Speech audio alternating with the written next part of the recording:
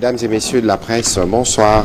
Heureux de vous retrouver encore une fois dans le cadre de cet exercice de redevabilité. Nous le disions hier que nous aurons l'occasion d'échanger aujourd'hui avec le ministre du Tourisme parce que, comme vous le savez, la République démocratique du Congo a un potentiel touristique extraordinaire. Ces potentiels, c'est parmi, en tout cas, l'un des leviers que nous pouvons utiliser, non pas seulement pour diversifier notre économie, mais pour générer de l'emploi et partout.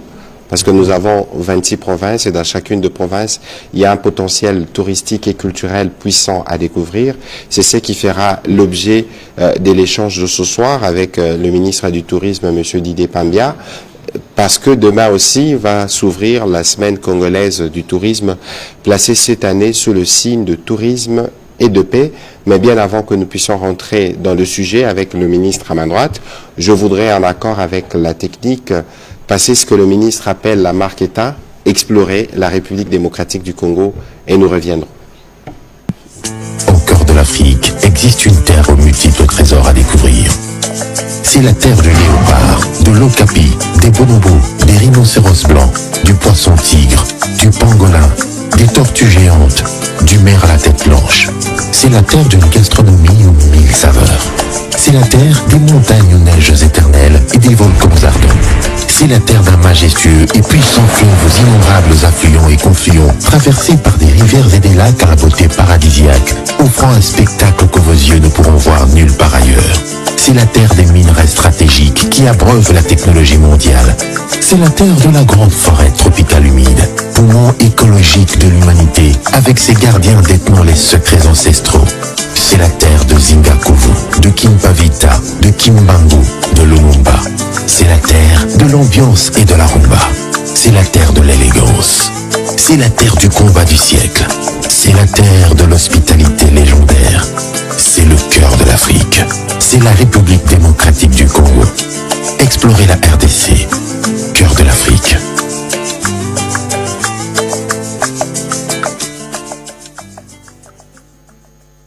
Voilà, explorer la RDC, cœur de l'Afrique. Monsieur Didier Pambia, vous avez un background en marketing, mais vous êtes surtout connu pour être parmi un des experts de la com, en tout cas sur la place de Kinshasa, la République démocratique du Congo. Vous avez les privilèges aujourd'hui de servir comme ministre de tourisme. Ça veut dire qu'il faut voir dans quelle mesure on apporte un peu une touche de com dans ces secteurs qui est vital, bien avant d'ailleurs de vous donner la parole pour développer la thématique d'aujourd'hui. Pourquoi avoir choisi comme marque explorer la RDC? Parce que pour explorer, il faut de l'espace. Explorer, ça sous-entend qu'il y a beaucoup à voir. La plupart des gens parlent dans certains pays de visiter. Une visite, elle peut être claire, mais l'exploration, elle prend du temps.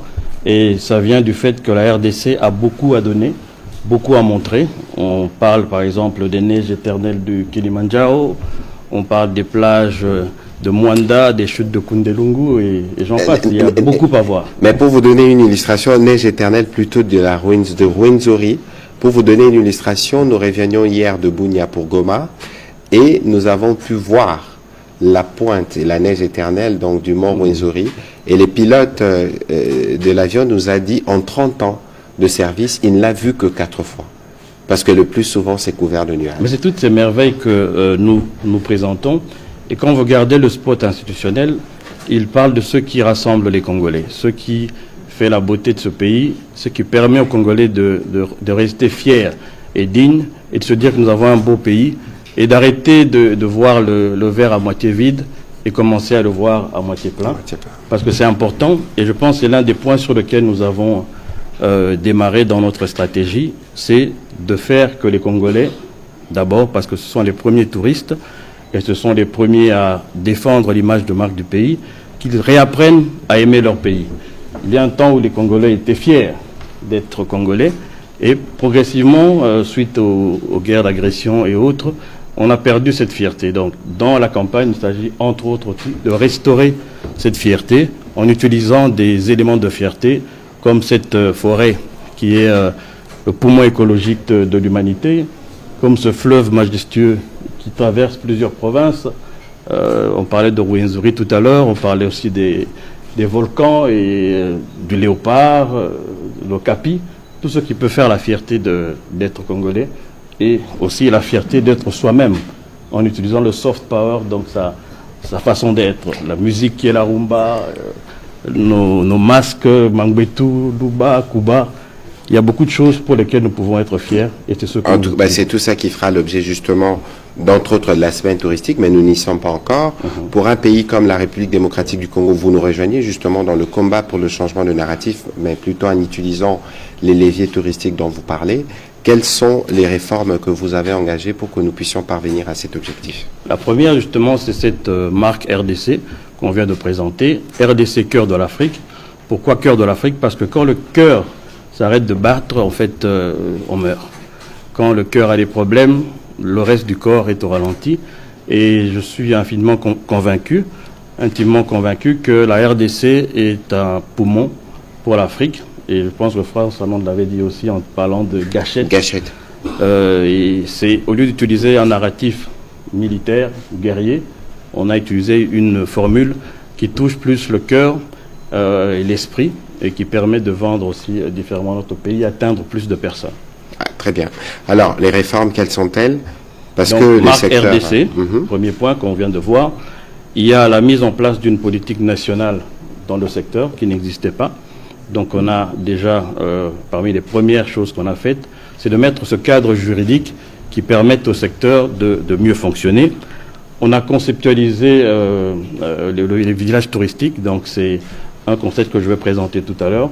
Je ne sais pas si les gens dans la salle ont reçu tous un petit dépliant qui parle de ces villages, qui montre en fait le parcours des touristes. Un touriste, quand il choisit un pays, la première des choses, c'est de s'informer. Il va sur Internet, il regarde qu'est-ce qui se dit sur ce pays-là, et quand la perception est négative, c'est le premier frein qui l'empêche de choisir cette destination-là. Donc il y a un travail à faire. Nous devons produire suffisamment d'images positives qui vont permettre de changer cette perception sur le pays. Une des premières choses qu'un touriste fait aussi, c'est qu'il va dans l'ambassade du pays. Et les freins qui sont les premiers, ça peut être le coût du visa, c'est aussi la manière d'avoir ce visa-là. Et on a parlé avec ma collègue des affaires étrangères. Il y a actuellement un travail qui se fait et début 2025, il y aura déjà des résultats. C'est d'avoir un visa de manière électronique. Ça facilite justement la démarche de la personne qui veut venir dans le pays. Au-delà de ça, dans les ambassades, il faut qu'on ait des informations fiables sur le pays, des images qui permettent justement de vendre ce pays-là. Et à ce niveau-là, il y a un travail à faire au niveau des personnes qui représentent le pays dans ces ambassades-là. Deuxième étape, lorsqu'on a franchi celle-là, c'est de venir vers le pays. Et quand on arrive, c'est au niveau de l'accueil, au niveau de l'aéroport. Là aussi, il y a un travail à faire. Je pense qu'il ne s'agit pas de se voiler la face, de dire, quand un touriste arrive, quels sont les obstacles qu'il peut rencontrer au niveau des postes d'entrée, que ce soit dans un port ou un aéroport. Et nous avons parlé, entre autres, aussi avec la DGM, avec la RVA, de la possibilité d'avoir une facilitation, même pourquoi pas des corridors, pour que les personnes qui arrivent ici puissent avoir cette facilité d'entrée. Dès que vous arrivez, que vous avez traversé les frontières, il y a le problème de l'accessibilité, on parle de transport. De Kinshasa à Mwanda, par exemple, il faut prendre un avion. Est-ce que les avions sont disponibles? Quel genre d'avion? Ou bien de l'aéroport jusqu'au centre-ville, quels sont les moyens de transport qu'on met à la disposition des personnes. Et dès que vous arrivez sur site, il y a l'hébergement et la restauration. Chacun des points que vous voyez, je ne sais pas si à l'écran, à la maison, les gens peuvent voir ça, il y a plusieurs points comme ça qui sont aussi des points de création d'emplois. Nous sommes là pour servir la vision du chef de l'État, qui est de créer plus d'emplois et d'améliorer aussi le pouvoir d'achat des Congolais. À travers ce diagramme, ces différents points que vous voyez, hébergement, restauration, formation, et tous ces points que vous voyez, même au niveau de ce diagramme, parce que je ne l'ai pas devant moi, peut-être qu'il faudrait qu'on me remette un exemplaire.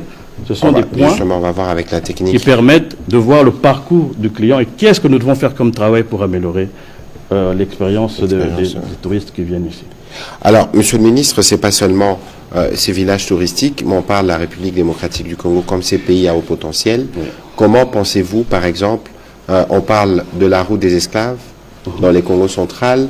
Nous étions là-bas dans le cadre de la première semaine touristique qui a été organisée en tout cas sous le gouvernement du Premier ministre Sama Lukonde. On a parlé même de tourisme minier, mais comment comptez-vous, par rapport à la spécificité justement de chacune de nos provinces, à créer un circuit touristique, et comme vous l'avez dit tout à l'heure, d'abord pour les Congolais, parce que la tendance, lorsqu'on parle de tourisme, on pense qu'on s'adresse d'abord aux étrangers. Bonne question, Monsieur le Ministre. Je parlais donc justement de spécificité par rapport aux différents coins. Quand vous parlez de la route des esclaves, vous allez au Congo central, nous avons Sianfumu. Là, par exemple, on parle de porte de non-retour. Moi, je préfère parler de porte de retour. Pourquoi? Parce qu'il y a un potentiel certain pour nos frères afro-descendants qui sont dans les îles au niveau de l'Amérique du Nord, les Afro-Américains. Il y a ceux qui sont dans les Caraïbes, il y a ceux qui sont au niveau de l'Amérique latine. Et pour nous, c'est déjà un potentiel important que le retour de ces frères qui sont disséminés à travers le monde. Et près de 12 millions d'esclaves à l'époque sont partis du Congo, et vous les retrouvez un peu partout au niveau des Caraïbes. Ils constituent pour nous aussi une cible. Mais si on va par exemple au niveau du Kasaï, nous avons le lac Mukamba. Hier, j'étais en discussion avec la ministre provinciale du tourisme de Olomami, qui me parlait justement de cet ancêtre commun des Luba, qui se retrouve au niveau de Kamina. C'est Ilunga Bidi, je pense, qui est l'ancêtre commun des Luba. On a, avec ce genre d'informations, une histoire qu'on peut raconter. Et cette histoire constitue dès lors une attraction pour les personnes qui viennent. Parce que le tourisme, vous l'avez dit, Monsieur le Ministre, on peut faire du tourisme nautique ou bien aquatique dans des provinces comme celle du Maïndombe, qui est parsemée de lacs et de rivières. On peut faire du tourisme de montagne si on va dans le Kivu. On peut faire du tourisme balnéaire si on va du côté de Mwanda. Le Congo a cette chance d'avoir une diversité sous-exploitée en termes touristiques. Si on prend un pays comme le Kenya, où 10% du PIB ou de l'économie est basé sur le tourisme, ils n'ont qu'une seule destination qui est celle des safaris. On a cette diversité au niveau des montagnes, au niveau des lacs, des rivières, qui permet justement de montrer plusieurs destinations touristiques, mais nous n'avons pas encore mis en place des infrastructures. Vous parliez tout à l'heure de tourisme domestique. Selon les chiffres de l'ANAPI, 10% des Congolais font partie de ce qu'on appelle cette classe moyenne naissante, et il faut leur offrir des produits touristiques qui leur permettent aussi de bénéficier de ce potentiel. Si nous prenons par exemple le site de l'Antsele, qui est une de nos cibles aussi en termes de réhabilitation, il y a sur ce site la possibilité de faire naître ce qu'on appelait à l'époque Ntsele Folies, mais maintenant on est dans une ère où on peut faire des aquaparks à ce niveau-là. Un jardin zoologique qui permettrait d'offrir à cette population des produits beaucoup moins chers que ceux qu'il y a pour l'instant en RDC. Donc il y a tellement de choses à faire que je ne sais pas si un seul briefing nous permettrait d'aborder tous les points. Mais au moins, nous avons l'avantage de commencer. Monsieur le ministre, bien avant d'ailleurs qu'on repasse la parole aux professionnels des médias, oui. Demain, vous commencez la semaine touristique, placée cette année sous les signes de tourisme épais. D'abord, pourquoi le choix de ces thématiques? Et parce que vous savez que le cœur touristique, par exemple, de la province du Nord Kivu autour de Virunga, c'est l'épicentre de la guerre. Qu'est-ce qui est prévu en termes de discussions ou d'échanges spécifiquement sur cette question-là? Merci, Monsieur le Ministre. En fait, le thème n'est pas un thème imposé par nous, mais c'est un thème qui est imposé par ONU Tourisme. C'est un thème qui est au niveau international, parce qu'au niveau international, on réalise aussi que le tourisme peut être un vecteur de paix. Il peut permettre que nous puissions, autour des zones de conflit, comme dans les Virunga, en établissant des villages touristiques ou des zones d'activité touristique, contribuer à rétablir la paix. Et je suis convaincu aussi que le tourisme transfrontalier peut permettre aussi de d'avoir une approche nouvelle qui va permettre aussi de réduire les villages dont vous parlez. voilà le village touristique. Alors, on y reviendra tout à l'heure parce que je voudrais quand même aller dans les détails. Allez-y. Mais vous voyez que dans ce diagramme, il y a toute une série de choses qui se font et qui permettent de créer de l'emploi et surtout aussi de s'arrimer au PDL 145. Parce que dans chacune des provinces, il y a des zones où on peut créer des villages touristiques. Dans chacun des territoires, il y a un potentiel touristique qui peut être développé, créer de l'emploi, améliorer le pouvoir d'achat des populations et aussi permettre donc que nous puissions créer des choses assez différentes. Le dernier point sur lequel je voulais aussi insister, c'est le travail que nous avons fait pour redynamiser l'administration.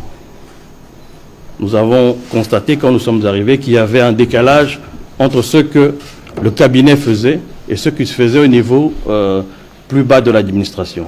Donc ce que nous avons fait, nous avons créé un cadre de concertation de manière à ce que les membres du cabinet puissent de manière régulière travailler avec l'administration et ça crée une nouvelle dynamique.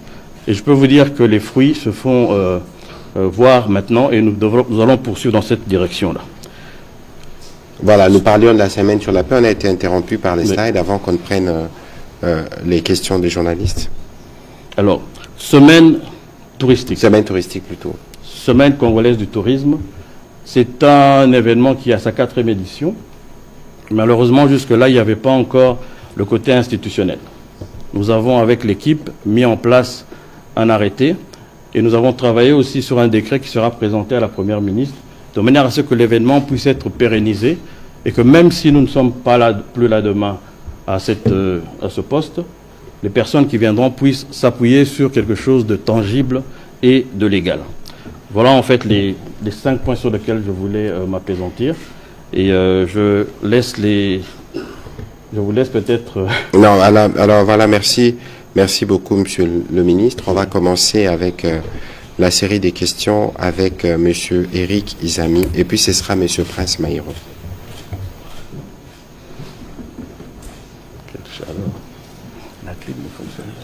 Merci, Excellence, pour la parole. La République démocratique du Congo, ça passe pour être une merveille.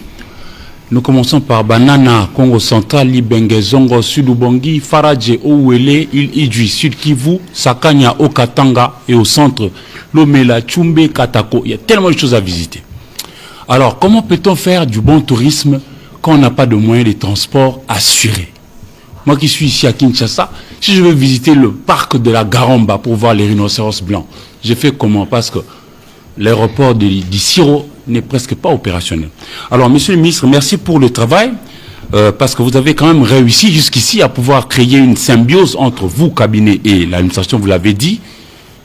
Mais ici, sur Kinshasa, je commence par la capitale, le zoo que nous avons ici à la Gombe, qu'en est-il? Nos enfants, ils ne savent même pas aller. Avez-vous un plan par rapport à ça?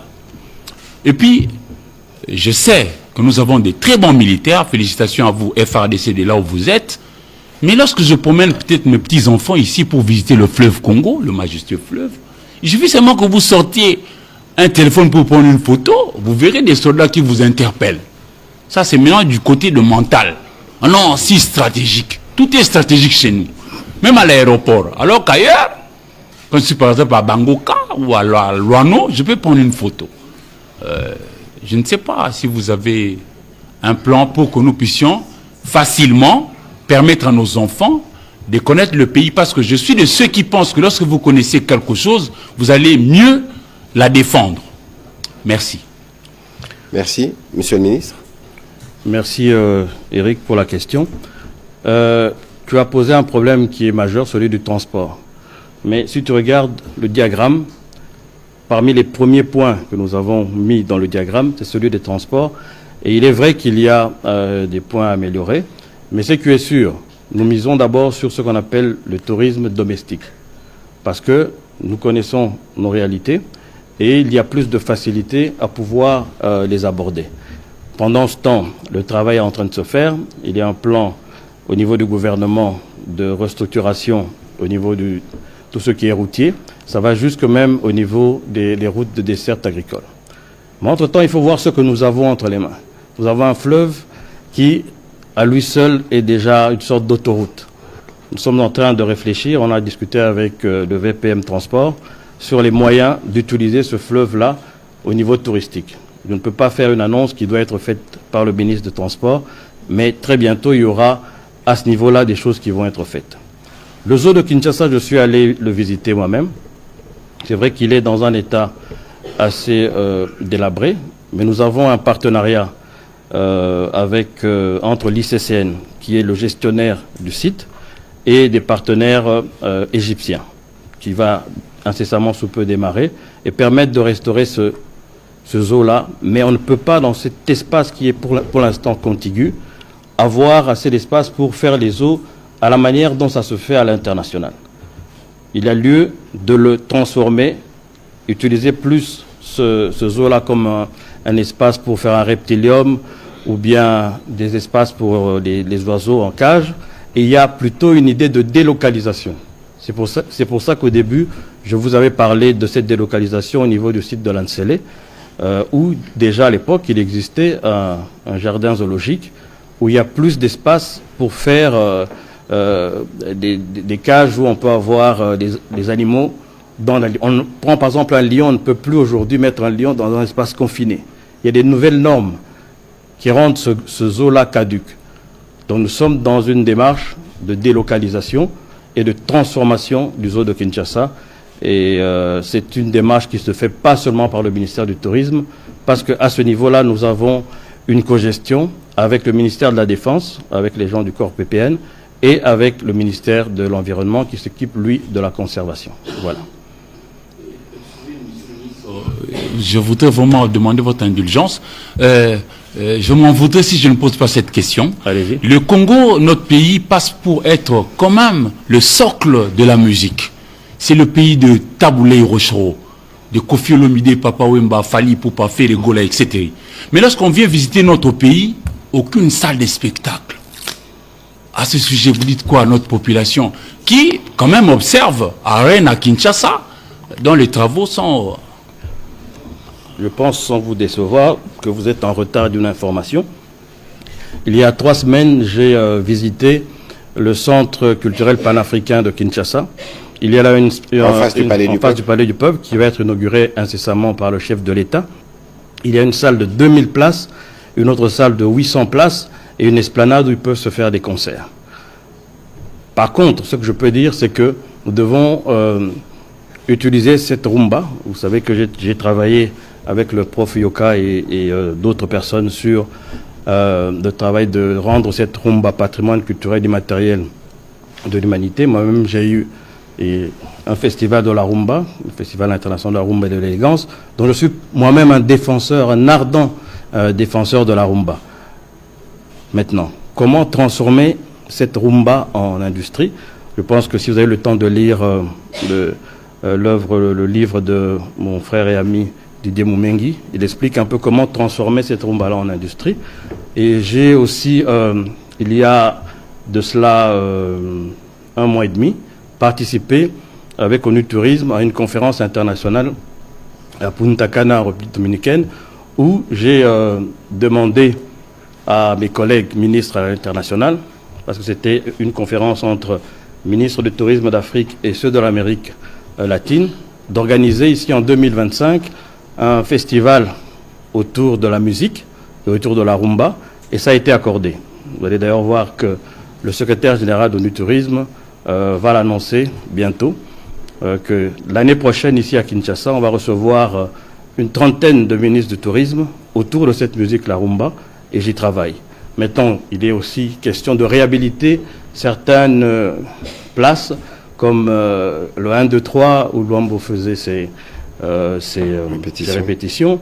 Et avec ma collègue de Culture et Arts, Madame Yolande Elébé, nous sommes sur un projet d'un musée de la rumba, qui va s'inspirer un peu de tout ce qui se fait comme le musée Grévin en France, avec des statues de cire, et quelque chose qui soit plutôt du genre multimédia. Donc, soyez assurés qu'en tant que défenseur de la rumba, moi-même, je suis impliqué dans le tourisme mémoriel autour de cette musique qui fait notre fierté. Alors, parce que Parce que dans ce que vous disiez tout à l'heure, vous avez dit que lorsque vous connaissez quelque chose, vous savez la défendre. Si vous avez suivi tout à l'heure les propos introductifs du ministre, il a dit évidemment, en parlant des Congolais, du tourisme que nous-mêmes nous pouvons faire. Et aujourd'hui, je remarque, malheureusement, nous qui sommes un peu zaïrois, nous avions des repères sur ce qui concernait, par exemple, les saluts au drapeau et toutes ces valeurs. Aujourd'hui, nous constatons de plus en plus, avec l'apparition des réseaux sociaux, une forme de dispersion sur des questions essentielles. Et dans les cadres, justement, de ce travail qui, pour nous, avant d'ailleurs de faire le travail à l'international sur le branding du pays, nous travaillons à faire ce que nous on appelle la nation building. Il faut construire cet État. Il faut le reconstruire. Et on ne peut pas reconstruire un État qu'on ne connaît pas. Et c'est pour ça qu'il y a d'ailleurs la responsabilité des médias là-dedans, parce que nous sommes comme une rampe de lancement. Lorsque nous parlons de Bendele Koyaté, lorsque nous parlons de tout pour la patrie, c'est justement pour maintenir allumée cette flamme. Cette flamme qui fait que nous-mêmes, les Congolais, nous croyons à notre pays, nous en sommes les premiers investisseurs, nous en sommes les premiers touristes, parce que souvent quand on utilise ces deux mots, on pense à ceux qui sont à l'extérieur. Et donc, avec le collègue Pambia, la collègue Yolande Delébé, le collègue de sport, le collègue du commerce extérieur, nous faisons un travail au niveau du gouvernement et très bientôt on va prendre un véritable envol pour que justement de plus en plus de jeunes Congolais soient en mesure, je ne sais pas si on fait un test dans la salle, combien sera en mesure de citer les 25 provinces et leurs chefs-lieux. On peut faire un test, je ne sais pas si tout le monde réussira à ces tests. Une autre question, on parle souvent du débat actuel sur la Constitution, mais si je vous posais la question, la Constitution a combien d'articles, très peu seront à mesure d'y répondre. Tant mieux si vous y connaissez, vous y connaissez. Mais c'est pour vous dire justement qu'il y a un effort à faire, nous-mêmes, en termes de l'appropriation de ce que nous sommes. Évidemment, le gouvernement doit présenter justement ses repères culturels, ces points de rassemblement, ces points d'ancrage, mais il est de la responsabilité des parents, des médias et de nous tous. C'était le point d'une de nos conversations avec l'équipe de TikTok qui est arrivée ici, parce que justement, les algorithmes qu'ils utilisent, nous pouvons, nous comme pays, un peu comme en Chine, utiliser des algorithmes qui concourent à façonner l'unité nationale, l'amour de la patrie et à exposer nos enfants à plus d'expériences positives qu'aux danses et tous les autres. J'ai rien contre, mais ça, c'est des aspects qui viennent à la fin. Des aspects qui doivent venir devant, c'est les pays, c'est les études, c'est les instructions, l'instruction, et c'est des choses sur lesquelles nous travaillons assidûment. On va prendre la question de M. Prince Maïro.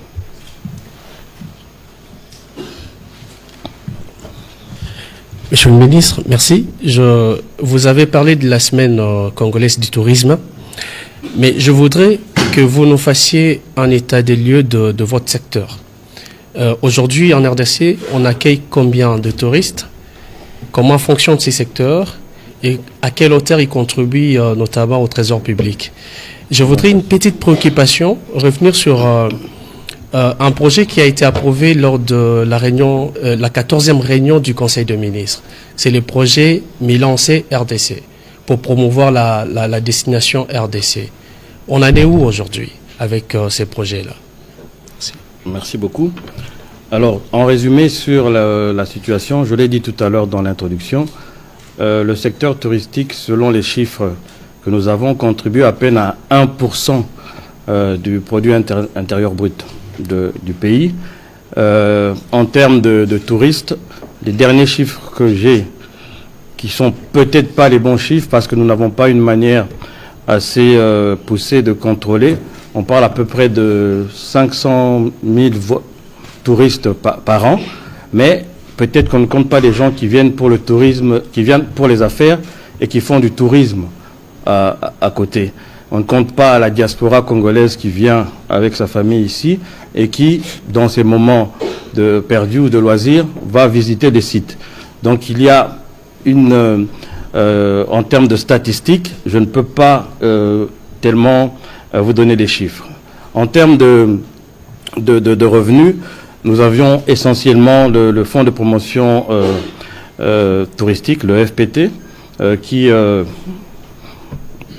mensuellement, je pense que c'est entre 800 et 900 000 dollars ça varie de revenus, ce qui est très peu pour un pays comme le nôtre, parce qu'il y a des pays qui font des milliards dans le secteur touristique annuellement, avec un nombre de visiteurs très élevé.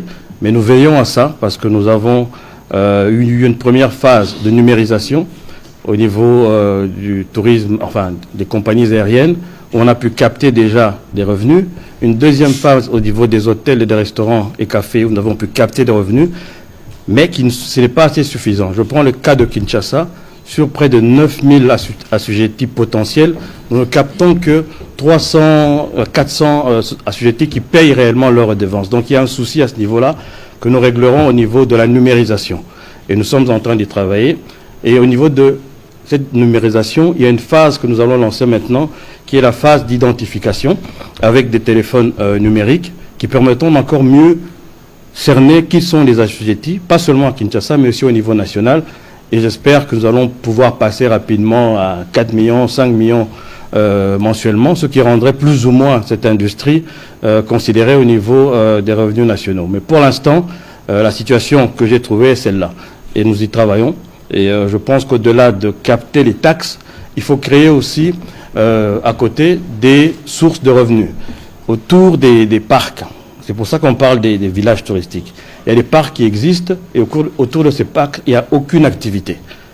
D'où le fait d'implémenter ces villages touristiques qui vont permettre justement que ces aires protégées, au lieu d'être juste des aires protégées qui ne fournissent pas d'emploi aux populations environnantes, vont devenir réellement des zones de création de revenus pour l'État et d'amélioration des conditions de vie des populations rurales.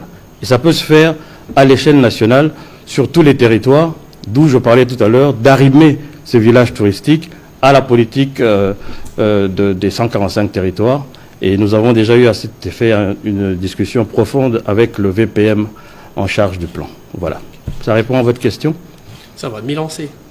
Milan-C, nous sommes dans une... il y a des problèmes plutôt au niveau de l'agenda et de la logistique, mais très prochainement, très bientôt, vous allez pouvoir être invité à la célébration.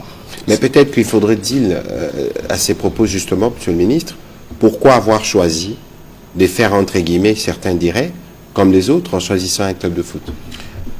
Merci pour la question. Ce n'est pas faire comme les autres, ce n'est qu'un des volets. Quand vous parliez tout à l'heure de country branding ou de marque pays, une marque pays, c'est aussi un peu comme une entreprise. Et pour vendre cette marque, il y a plusieurs canaux. Le football est un des premiers canaux. Pourquoi? Parce que si vous prenez un club comme celui d'AC Milan, dans un seul match, dans un week-end, vous avez près de 10 à 20 millions de personnes qui suivent. Donc si la marque est affichée à ce niveau-là, ça donne déjà une visibilité. Mais nous avons plus d'atouts que cela. Je parlais tout à l'heure du soft power. Nous avons une diaspora dans laquelle nous avons des jeunes artistes qui eux-mêmes sont déjà des gens qu'on peut utiliser comme influenceurs pour la marque. Nous avons tout ce qu'il y a comme diversité au niveau de la gastronomie. On peut utiliser ça aussi pour la marque RDC. C'est une marque qui a plus de potentiel que certaines autres marques. Je ne veux pas faire de la polémique ici, mais je suis tout à fait convaincu qu'avec notre marque RDC, en revalorisant ce que nous avons, ce que nous sommes, nous pouvons aller bien au-delà du football, qui n'est qu'un des canaux. Le football, c'est juste un canal. Mais il y en a plusieurs autres que nous allons utiliser. On n'est pas ici pour dévoiler toutes les stratégies, mais il y a un plan bien huilé, bien orchestré, dont AC Milan n'est qu'un des volets.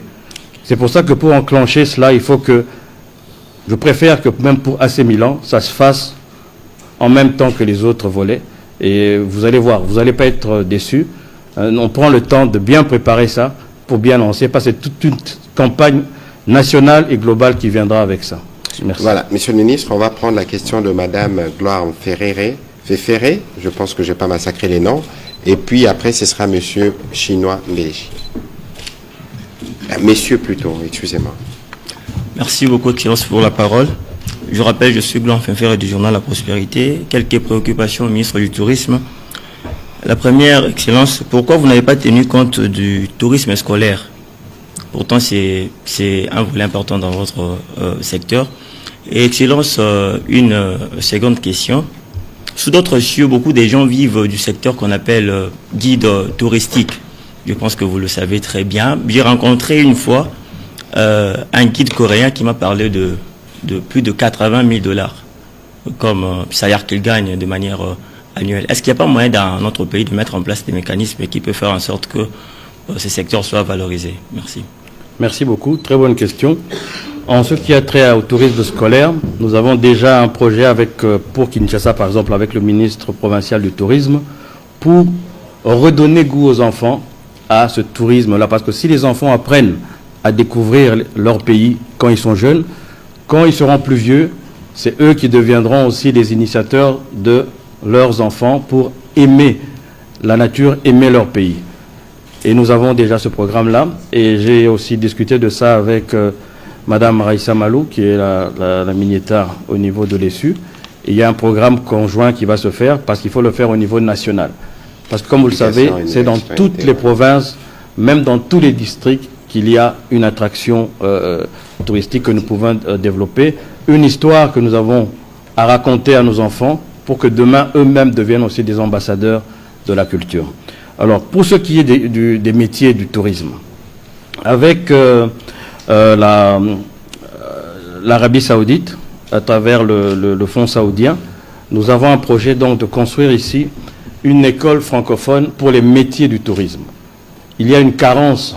Vous pouvez aller parfois dans les hôtels, dans les restaurants, et réaliser que le niveau du service, la capacité d'accueil n'est pas bonne. C'est parce que les gens ne sont pas formés. Deuxième chose, avec l'ONT, nous sommes en train de préparer un guide sur justement les différents métiers du tourisme. Il y a très peu de guides touristiques ici et il n'y a pas une formation pour une relève. Dernièrement, j'étais allé visiter le site touristique de Lansele et il y a un monsieur qui est là, je ne me rappelle plus de son nom, et il n'était pas là. Alors il y a une autre personne, parce que j'étais venu avec l'ambassadeur chinois, qui a essayé de commencer à expliquer un peu l'histoire de ce site, mais il n'y arrivait pas. Donc il n'y avait pas une relève. Il s'est accaparé de l'histoire du lieu sans la transmettre à d'autres personnes. Donc c'est tous ces métiers. Il n'y a pas que les guides touristiques. Il y a aussi ce qu'on appelle les tours opérateurs. Il y a quelques-uns qui existent, mais les tours opérateurs dans les autres pays, c'est eux qui permettent aux gens de découvrir le pays. C'est eux qui vont dans les foires internationales pour dire, voilà, quand vous venez en RDC, vous avez les Virunga, vous avez le jardin d'Eyala, vous avez le lac Maïndombe, vous avez les chutes de Kundelungu, le lac Mukamba ou le lac Foa dans les Kasaï, vous avez le centre de Luiro où on fait de la recherche sur la migration des oiseaux. C'est à ces gens-là de faire ce métier-là, de vendre le pays. Mais les premiers, à mon avis, qui devraient être les ambassadeurs de la marque RDC, ce sont les journalistes. C'est vous qui devez raconter une histoire différente, parce que le mainstream des médias internationaux ont déjà une histoire différente qu'ils rencontrent sur la RDC, et cette histoire, c'est une histoire de guerre, de désolation, de désordre. En tant que média, vous devez vous réapproprier notre histoire, commencer à vendre la RDC d'une autre façon. C'est pour ça qu'on a aussi ce genre de briefing, pour nous aider, vous devez nous aider à changer la perception. C'est une question de perception.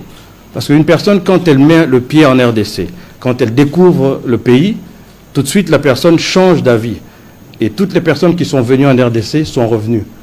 Parce qu'il y a beaucoup de choses à découvrir, il y a une beauté naturelle, il y a tellement de choses à voir, mais l'image, la perception que les gens à l'extérieur du pays, même nos propres enfants qui sont nés à l'étranger, ont une perception négative. Parce que le papa, la maman a eu une histoire pas très bien avec le pays, a vécu à l'étranger, et s'est mise à raconter une histoire négative du pays. Je ne dis pas que tout est parfait, mais apprenons à regarder le verre à moitié plein, au lieu de le regarder tout le temps à moitié vide. Voilà. Monsieur le ministre, je dois rappeler qu'à la première édition, justement, de la Semaine congolaise du tourisme, est tenue à la base sous les auspices du ministre Modero. C'est pour la première fois que je parlais ou que j'expliquais le contenu de l'expression changement de narratif, qui m'a été dicté par ce que j'ai vécu, en tout cas plusieurs fois, dans le Nord Kivu. Parce qu'on présente toujours la province du Nord Kivu comme l'épicentre de la violence. Certains disaient capitale mondiale du viol, etc. Mais lorsque vous allez sur place, vous qui êtes du secteur touristique, lorsque vous regardez ce qui s'est fait dans les Virunga, malheureusement, il y a cette agression qui décime le parc, mais lorsque vous regardez l'hôtel 5 étoiles, les routes, l'exploitation de la libéralisation du secteur de l'électricité, les dynamismes des jeunes, vous sentez qu'il y a véritablement une résilience, une grosse part d'une bonne histoire qui n'est pas racontée. Et donc, c'est là que justement nous situons, nous, notre responsabilité comme gouvernement. Mais je pense, Monsieur le Ministre, que dans la narration du pays, chacun de nous est un acteur. Les Congolais, qu'est-ce que vous dites sur votre pays lorsqu'on vous pose des questions? Est-ce que vous aussi, n'oubliez pas que tous les pays du monde produisent des mauvaises nouvelles tous les jours. Tous les pays du monde. Mais le Congo bashing, en premier, c'est nous-mêmes, les Congolais, qui alimentons aussi ces médias internationaux, les réseaux, en véhiculant le plus de messages négatifs sur le pays. Et ce qui est très important à noter, c'est que quand la perception est touchée, pour améliorer, pour changer cette perception, ça coûte très cher. Très très cher. Il faut investir beaucoup d'argent pour changer cette image. Quand l'Afrique du Sud passe de la nation de l'apartheid à la nation arc-en-ciel, il y a toute une campagne internationale qui a été faite. Il y a des millions de dollars qui ont été investis pour changer cette perception. Donc arrêtons de détruire cette image qui est notre force d'abord, parce que nous avons beaucoup de bonnes choses. Absolument, absolument. Et avec le ministre Mouyaya, nous allons nous mettre avec la ministre de Culture et Arts, ministre du Commerce extérieur, parce qu'il y a même des événements qu'il faut organiser à l'international pour vendre ce soft power. Et c'est ça que je dis. Quand on détruit une image, on ne sait pas combien ça coûte pour la réparer et la reconstruire. Et c'est dans ça que nous sommes en train de travailler. Le tourisme, la culture, la communication et tout ce qui concerne un peu les événements internationaux avec le commerce et le sport aussi, évidemment, avec mon collègue Didier Boudimbu de sport. Donc c'est très important. Voilà, donc, Eric Izami qui parlait tout à l'heure du déficit de salles. L'ARENA, en tout cas, le président de la République, on l'a dit, tous les moyens ont été mis à disposition pour que nous puissions avoir cette ARENA. Nous avons la grande salle du centre financier, mais toutes ces choses se font aussi parce qu'il faut attirer les mondes vers nous pour montrer au monde ce que nous sommes et ce que nous avons de positif. Allez-y, Monsieur Mbelechi. Merci, Monsieur le Ministre. Ma question, je la pose au ministre du Tourisme. Je reviens sur cette perception négative qu'on a sur la RDC. On parle d'un pays qui est en guerre et pourtant la guerre, c'est pas sur toute l'étendue du pays. Il y a Mwanda, il y a plusieurs sites à visiter. Alors, je reviens sur les manques à gagner que le pays a subi aujourd'hui sur les différents sites occupés par les groupes armés. Je parle du 1-23. En termes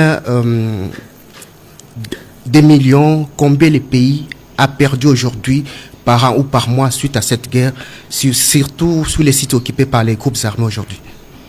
Je pourrais peut-être utiliser un terme, un néologisme, qui est le terme de guerre touristique.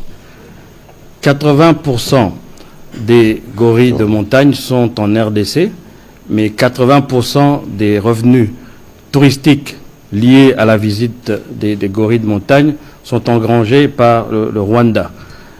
Donc il y a un déséquilibre à ce moment-là. Si vous allez, on parlait tout à l'heure du Rwenzori, en termes des neiges éternelles, il y a plus de visites du côté de l'Ouganda que du côté de l'RD. Donc la guerre a forcément un côté touristique aussi qui vient réduire les revenus du côté de la RDC. Comment arriver à juguler ça? Il y a deux options. On brûle tout, on va dans une sorte de guérilla qui ne dit pas son nom et qui va plutôt coûter cher aussi au secteur touristique. On essaie de voir comment, à travers le tourisme, créer des zones tampons, des zones de paix. J'opterais plus pour cette approche-là, mais il faudrait qu'elle soit partagée par les autres pays. Il y a une guerre médiatique aussi qui se fait. J'insiste à ce niveau-là, parce que vous, les journalistes, vous avez un rôle important à jouer. Maintenant, avec Internet, avec les médias sociaux, au lieu de tout le temps véhiculer des images négatives, prenez aussi des images positives. Allez faire. Moi, le premier déplacement que j'ai fait à l'intérieur du pays, à dessein, je suis allé à Goma, et de Goma, je suis allé jusqu'à l'île d'Idjui, où j'ai participé au festival Matumaini. Ensuite, je suis allé à Kaouzi-Biega. où j'ai côtoyé de près, c'était la première fois et c'est impressionnant, les gorilles de montagne. Mais, comme vous le dites, l'un de vous l'a dit, il faut que nous mettions à la disposition des Congolais des moyens qui leur permettent aussi de découvrir cela. Ça a été fait ailleurs. On ne va pas réinventer la roue. C'est des vols charters, avec ce qu'on appelle des packages. Les vols charters, c'est des vols où parfois vous n'avez pas droit au déjeuner, vous n'avez pas droit à ceci, mais ça, le prix est beaucoup plus bas et ça permet, ou alors c'est le réseau ferroviaire ou c'est le réseau fluvial. Combien d'entre nous ici ont pu faire Kinshasa qui s'engagner en bateau? J'ai eu la chance de le faire une fois, c'est magnifique. Mais il faudrait qu'on donne des produits accessibles et des produits sécurisés. Je sais qu'au niveau du ministère du Transport, il y a un projet en cours, et j'espère qu'il va voir le jour assez rapidement, permettre justement aux populations congolaises d'avoir accès à ces zones-là. Voilà. Alors, sur votre question, le ministre a commencé à effleurer la question. Lorsque vous regardez le massif du Virunga qui traverse la RDC, le Rwanda et l'Ouganda, l'essentiel, c'est... Et vous savez que le gorille de montagne, c'est comme les humains. Lorsqu'il y a crépitement des balles, ils ont tendance. L'essentiel de familles de gorilles sont ici. Et donc, lorsque nous vous disons que cette guerre, elle est faite sur des assises économiques, mais c'est y compris parce que si la République démocratique du Congo, en 2016, nous avons été la 18e destination touristique mondiale, principalement pour les gorilles, même si pour la plupart des visiteurs, ils passaient par la partie est du pays, et donc à partir des pays voisins, c'est dire que si nous reprenons tous ces sites et que nous réinstaurons la paix, on va y arriver sous la direction du président Tshisekedi, nous serons en mesure de tuer toute l'économie qui a été créée autour de gorilles de l'autre côté.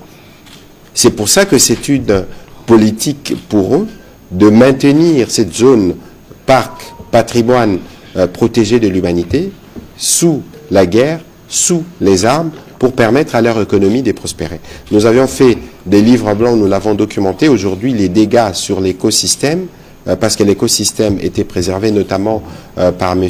Demerode et tous les Virunga Project qui s'est développé sur le site, on est aujourd'hui à plus de 50 millions de dollars sur l'écosystème, la protection et tout ce qui se faisait. Maintenant, s'il faut regarder les aspects économiques, il y a quelque part les îles où tout ce qu'il y avait comme potentiel, plus personne n'y va, parce que justement, il y a l'insécurité, il y a cette attitude rwandaise qui tient à tout prix à plomber l'essor touristique du pays, mais nous en avons déjà pris conscience et nous travaillons à renverser ces tendances. C'est pour ça que le ministre, lorsqu'il vous parle des réformes, c'est des réformes qui sont pensées, qui ont été discutées, qui ont été approuvées au niveau du Conseil de ministres, parce que le tourisme, c'est un des leviers qui va nous permettre d'assurer le relèvement de notre pays.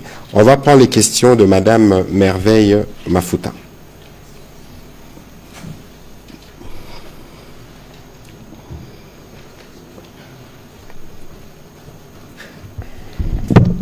Merci beaucoup, Monsieur le Ministre.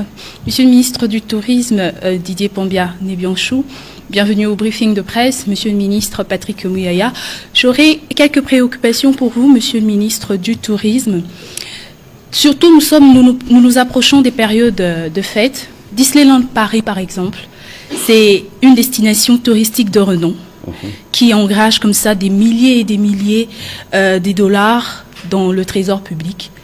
Aujourd'hui, la foire internationale de Kinshasa l'était aussi dans l'ancien temps. Donc, les enfants, nos compatriotes qui habitent comme ça à l'intérieur du pays se disaient le 2 juillet, Bisso Tembe la foire, parce qu'ils avaient fait des bons points. Je rejoins comme ça mon très cher collègue Eric Izami.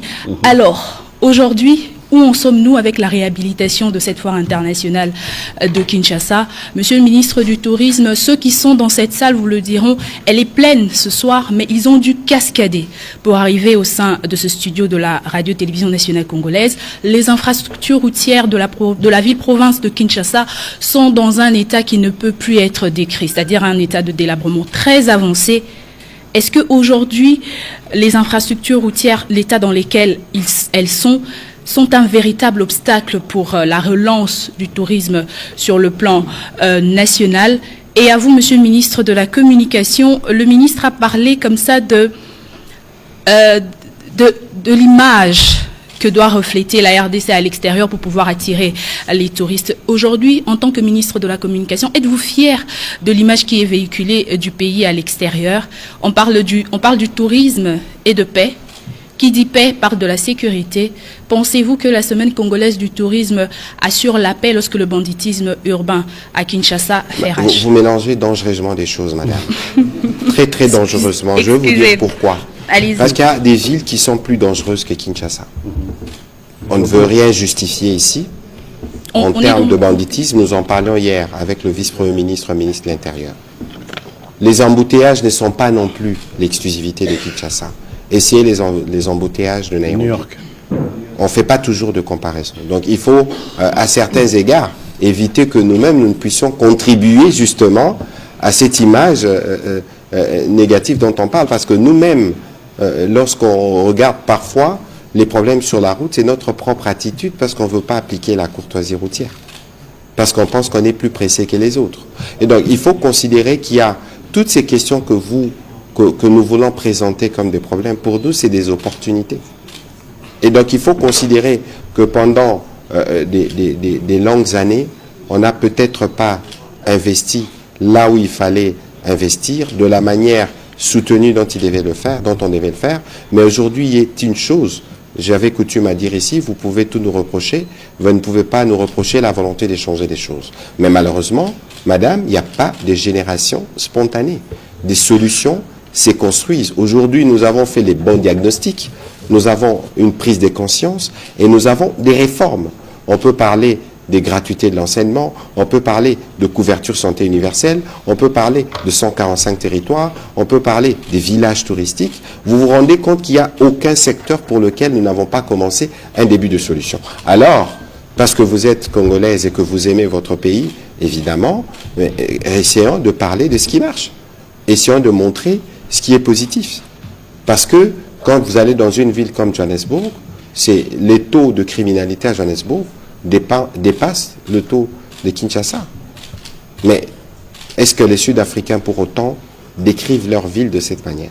Donc c'est pour ça qu'il y a un effort à faire. Et nous comptons sur le média pour ça, Monsieur le Ministre. Oui, je pense que... Merci pour la question, Madame Merveille.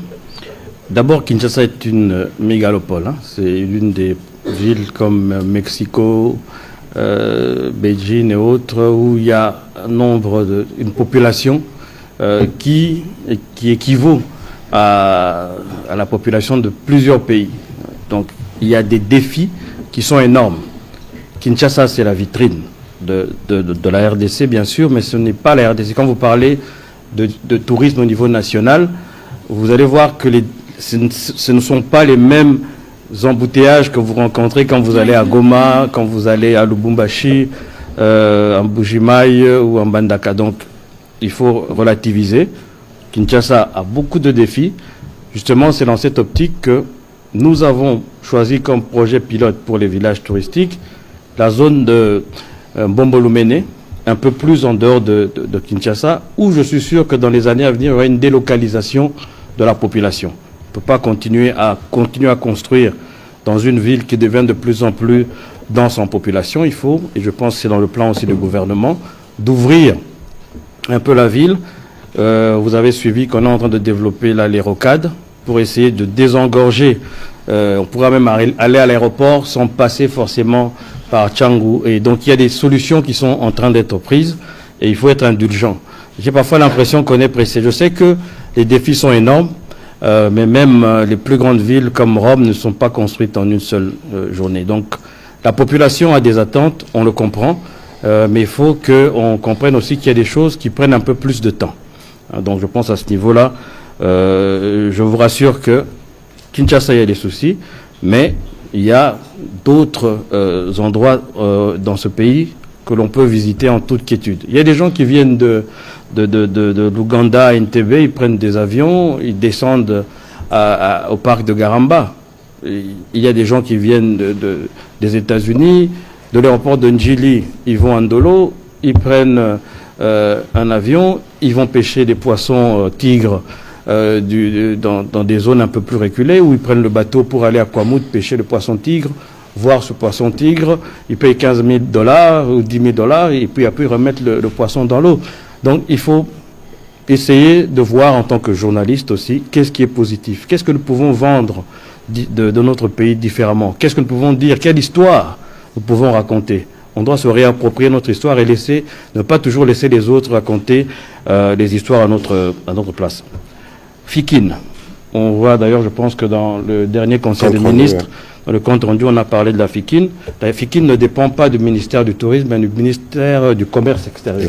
Hein, donc si vous renseignez un peu, mais néanmoins, ça peut devenir une attraction touristique. Dans ce sens. Le ministre Paluku est en train de travailler justement à la réhabilitation de ce site, qui est important aussi pour la population. Je vous dis que je voudrais, moi, dans ma vision, de voir des sites accessibles au commun de Congolais. C'est la vision du chef de l'État que nous voulons ainsi mettre en place. Il ne faut pas que ce soit seulement les nantis qui aient accès à certaines facilités ou distractions, mais que ça puisse être accessible. Donc c'est en cours. Et je pense que lors de la dernière visite du chef de l'État en Chine, il était question aussi de ce genre d'infrastructure à réhabiliter. Et je pense que, soyons un peu patients, ça prend du temps. Ce n'est pas des sites qu'on construit en 2 mois et en 3 mois. Il serait faux de dire que voilà, c'est quelque chose qui va se reconstruire comme ça. Mais c'est quelque chose qui est dans le pipeline. Merci. Alors sur ces sujets justement, le ministre du Commerce extérieur a proposé le changement des dénominations de la FICIN qui était à l'époque Foire internationale de Kinshasa, mais cette fois-ci on va parler de Foire internationale du Congo-Kinshasa. Cette nouvelle appellation répond à 2 critères, à savoir la non-limitation de son champ qu'à Kinshasa et la sauvegarde d'une résonance du patrimoine inscrit dans les jargons congolais. Monsieur le ministre, vous avez sûrement beaucoup plus de souvenirs que beaucoup ici de la FICIN. Je suis un peu plus vieux que toi. Moi j'en ai des souvenirs. Alors on va prendre les 2 dernières questions. Monsieur Onassis, Madame Pascaline Bayo, et on termine par Jimmy Mukendi pour une question en lingala, s'il vous plaît.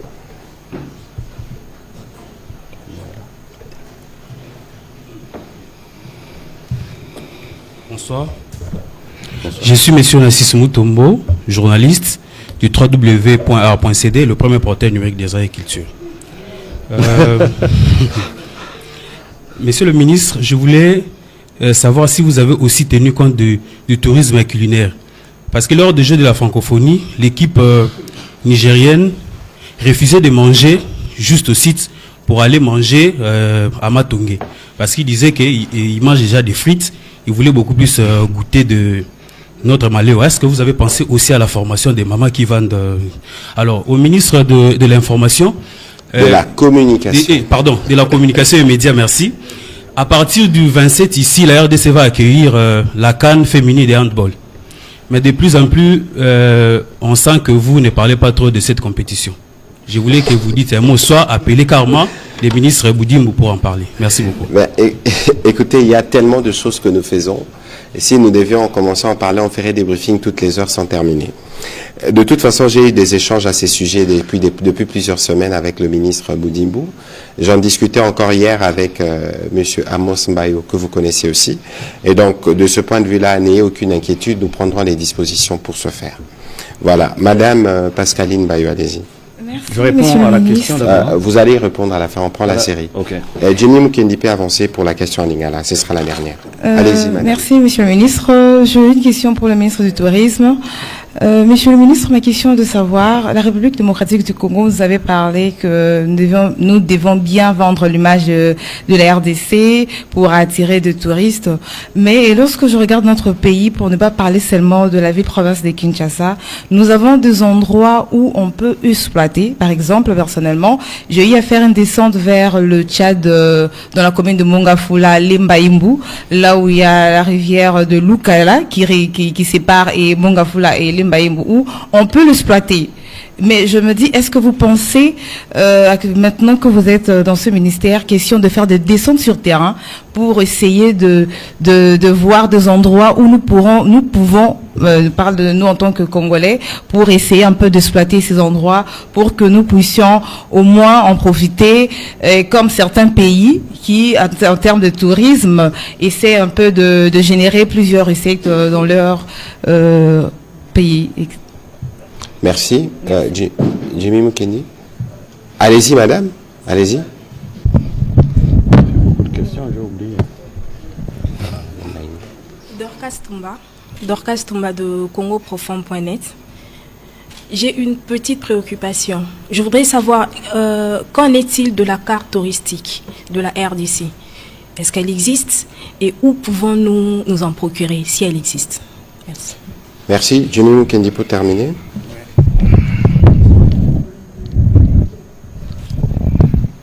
Merci, chères excellences, pour na maloba.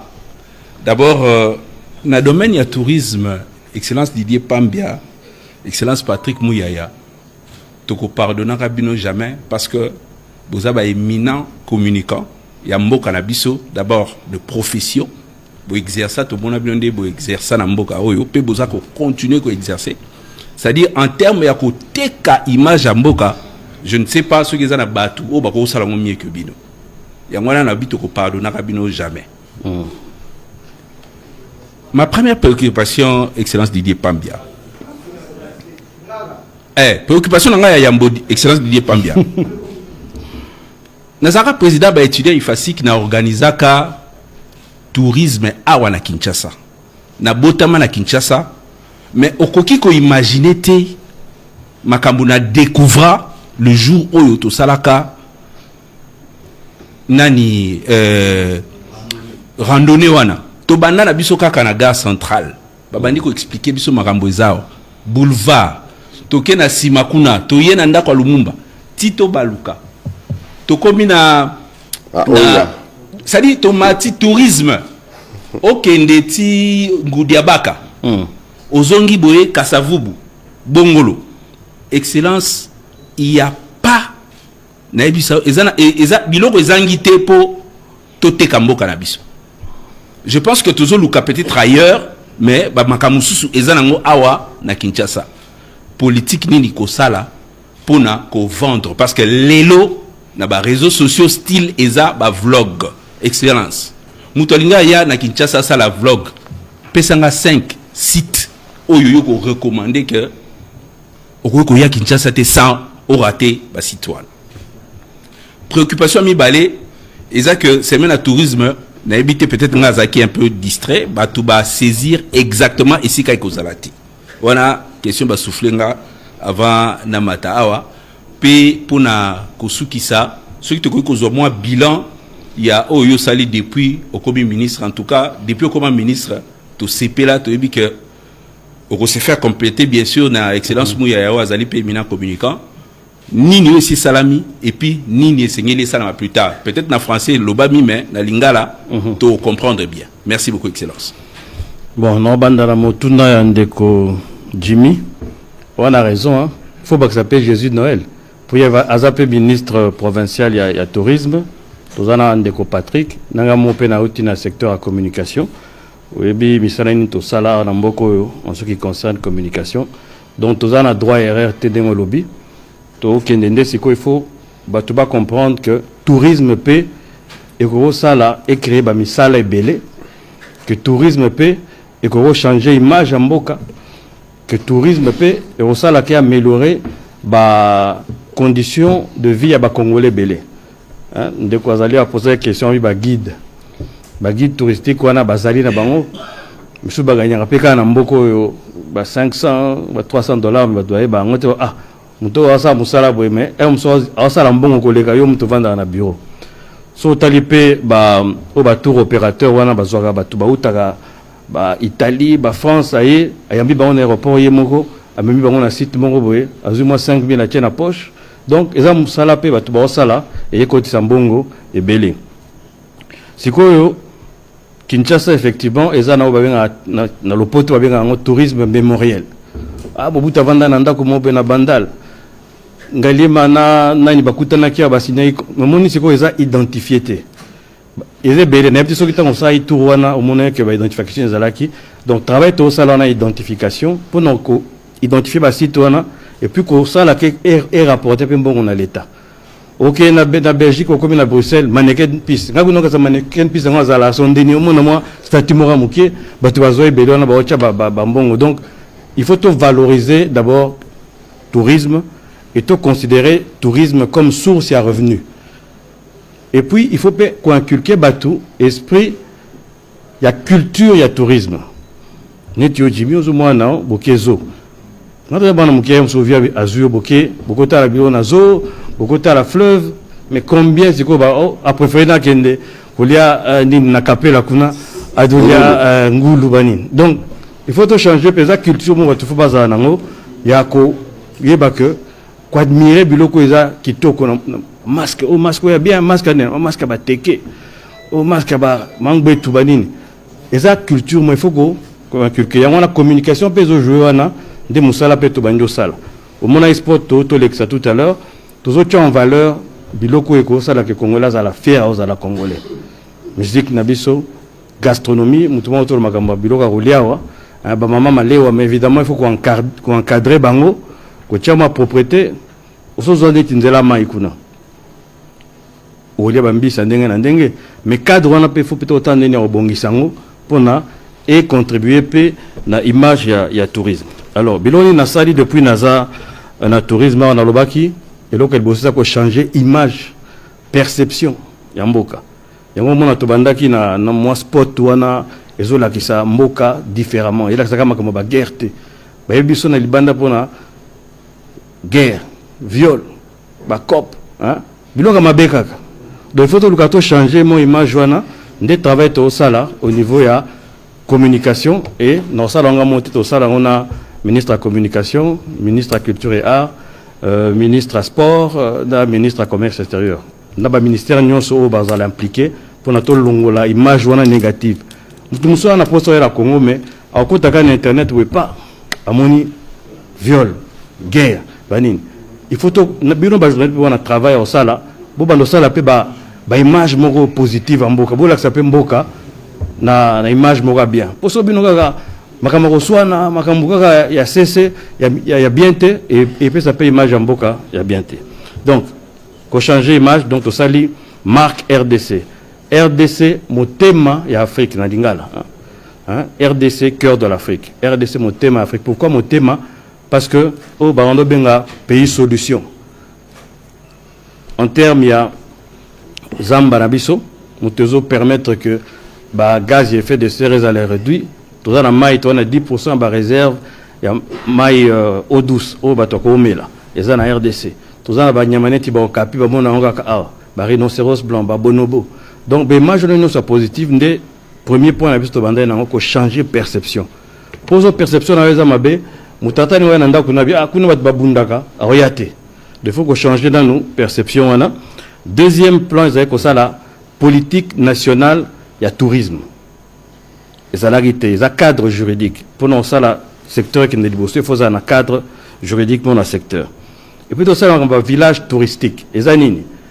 Et ça, qu'on crée, net, il y a un village, moi, élément belé, net, moi, bureau, moi, transport, électricité, au sein de mon hôpital, centre de formation, un bateau, au sein d'un restaurant, Bossali moi hôpital, moi télécommunication, moi centre de recherche, moi centre moi brosse à dents, pepsodent, mousse à raser, qui peut moi les bosser sous, bossali moi banque moko ata guichet pour bato ba talibana bazali épisode ba tezambongo te. Moi guichet pour ba retirer bambongo. Bossali moi coopérative agricole et permettre que bato baza na restauration wana bazwa temps ya ko il y a qu'on produire jus biloko belane ngona donc au sali moi na ko benga oneti commune rurale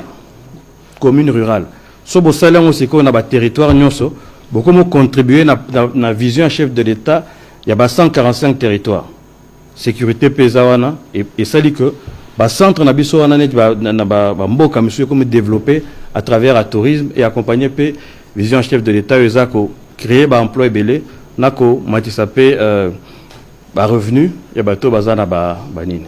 Voilà un peu en résumé ce que tu sali depuis to combien. Rapidement les autres questions monsieur le ministre. Alors qui parlait de gastronomie, c'est Onassis. Oui, la gastronomie bien sûr, j'ai assisté il y a quelque temps au Zimbabwe à un festival de la gastronomie où il y avait plusieurs pays qui sont venus présenter des mets. Il a fallu là-bas qu'il y ait plusieurs pays. Mais nous, rien qu'avec nos différentes provinces, il y a déjà plusieurs mets que nous pouvons faire. Il y a, je pense, un jeune homme qui a fait ça il y a quelques mois. Madame Tania qui a fait un festival de gastronomie qui peut attirer. Pourquoi? Parce que 26 provinces, c'est 26 façons de faire le pondou, c'est 26 façons de faire le poisson. Et si vous allez avec les 450 ethnies que nous avons, ça fait aussi 450 façons de faire le pondou. Donc il y a un potentiel à ce niveau-là que nous pouvons développer. Maintenant, en termes de gastronomie, si vous allez en Côte d'Ivoire ou dans d'autres pays, vous allez voir qu'on est en train de professionnaliser ces maléwa. Et il y a un projet qui existe, je pense, au niveau de l'ONT, qui est de voir comment professionnaliser les maléwa et leur permettre d'offrir un cadre qui permette à quelqu'un qui soit congolais ou pas de venir assister enfin, déguster un peu la cuisine congolaise. En parlant de Maléwa, nous soutenons les initiatives de Madame Tania dont je parlais tout à l'heure. Moi-même, je suis fils de Maman Maléwa. et d'ailleurs, ce soir, c'est l'anniversaire de Maman Maléwa. Alors, il y a une question qui était sur le transport, c'est ça? S'il existe une carte touristique. La carte, oui. L'ONT est en train de finaliser un projet. D'ici le mois de mars 2025, on pourra présenter ça. On n'a pas encore de carte touristique. Les seules cartes que nous avons au niveau touristique sont des cartes de l'ICCN. Mais ces cartes-là ne montrent que des espèces endémiques qui existent en RDC. Quand je pense à une carte touristique, c'est de dire, bon voilà, si je vais, par exemple, dans le Congo central, quels sont les sites que je peux visiter? Est-ce que je m'arrête à Bazangongu, voir la grotte avec les poissons aveugles? Est-ce que je vais aller jusqu'à Zongo? Est-ce que je vais à Mboué-la-Loge? Est-ce que je préfère aller à Mwanda, voir les tortues géantes sur la plage? Voilà. Il faut qu'il y ait ce genre d'outils. C'est en construction. Cette vidéo que vous venez de voir est une initiative que nous avons prise. Nous avons une campagne qui va aussi permettre aux Congolais d'abord de découvrir les différents sites touristiques, les différentes attractions touristiques. Et c'est pour ça que je parlais d'un plan qui part au niveau national et qui progressivement va aller au niveau international avec tout ce qui est sponsoring d'équipes, tout ce qui est organisation d'événements, et que les Congolais aussi se disent qu'avant d'aller à Milan, visiter Milan, ils peuvent aussi avoir des choses à visiter en RDC, et c'est ce à quoi nous allons nous atteler, ou nous attelons déjà. Bien sûr, il y avait la dernière question de Mme Bayo. Je crois qu'il recoupait un peu la question de Jimmy Mukendi sur les circuits touristiques ou des potentiels à valoriser dans la ville. Monsieur Nzeka qui veut poser une question, mais c'est trop tard. C'est trop tard, ce sera une prochaine occasion. Monsieur, de toute façon, sur la question du tourisme, il y a un travail qui s'est fait. Je crois que je ne suis pas ministre du tourisme pour en parler, mais je crois que demain, à la semaine touristique, il y aura des ministres en charge de tourisme de toutes les provinces de la RDC qui viendront notamment discuter de ces différents sujets. Monsieur le ministre, on vous suivra de près dans la communication. Merci. Pour être sûr que tout au moins sur papier, nous avons des pistes, en tout cas pour ceux qui veulent explorer le tourisme. Je ne vends pas des idées ici, mais je crois que même au niveau de la télévision nationale, on doit travailler à faire la carte postale de toutes nos 26 provinces dans leur spécificité. Ça permettrait de commencer déjà à être le ferment de ces country building que nous faisons. Monsieur le ministre, on va terminer. Quels peuvent être vos mots pour terminer? Alors j'invite tout le monde à nous rejoindre à partir de demain jusqu'à vendredi, à la semaine congolaise du tourisme qui se passe au Palais du Peuple. Ça a été délocalisé, hein. Je pense que Ndeko Jimmy, hein, tout délocalisé on a Palais du Peuple, et ça au Félé, pour en visiter stand, la attraction touristique au Tozan en Mboka, attraction de Nina Lingala. Koya, impact est en français. Bayotala bilonyo sur Kitoko Tozan en Mboka, et puis ils ont fait et sur invitation pour ma conférence parce que c'est pas César Mouké, mais pour la stand Tozan la province est Beléye, province à Olomami, Lualaba, Okatanga, donc Boya Otala, Boté Mboka Nabiso, Donc j'invite tout le monde à partir de demain jusqu'à vendredi à nous rejoindre au Palais du Peuple pour admirer les beautés de la RDC et apprendre à aimer ce que nous avons et à nous réapproprier notre histoire. Voilà, merci Monsieur le Ministre. On va terminer justement avec une image. Tout à l'heure, nous parlions de Rwenzori. Je ne sais pas si quelqu'un dans la salle peut nous donner le nom du pic des Rwenzori. En tout cas, c'est un bon test, il y aura un bon cadeau même à la fin. N'allez pas sur Google. Alors, c'est le mont Rwenzori et le pilote.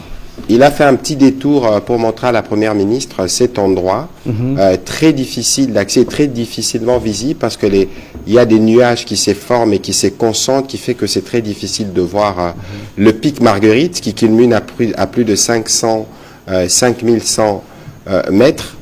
Les gens peuvent chercher, c'est parmi les points les plus élevés de l'Afrique. C'est quelque part entre Bunia, le Nord Kivu, quelque part dans le ciel congolais, vous allez voir cette chaîne de montagnes. Je crois que, Monsieur le Ministre, c'est aussi une attraction et j'espère qu'un jour nous pourrons organiser un circuit, pourquoi pas. Moi, je vais aller nous-mêmes arpenter et arriver jusqu'à la pointe et voir la neige qui... je l'ai dit tout à l'heure. On termine par là. Bon, le jour où vous y allez, prenez le soin de prévenir vos anges gardiens. Vous pouvez en avoir besoin pour éviter de glisser avec la fonte de la glace qui s'y forme. Monsieur le Ministre, merci d'avoir participé à cet exercice de redevabilité. Merci. Pour un secteur, pour nous, nous tous, qui est crucial et qui est vital, nous allons continuer donc la collaboration pour nous assurer que les Congolais soient le premier touriste de leur pays. Merci et bonne soirée chez vous. Merci.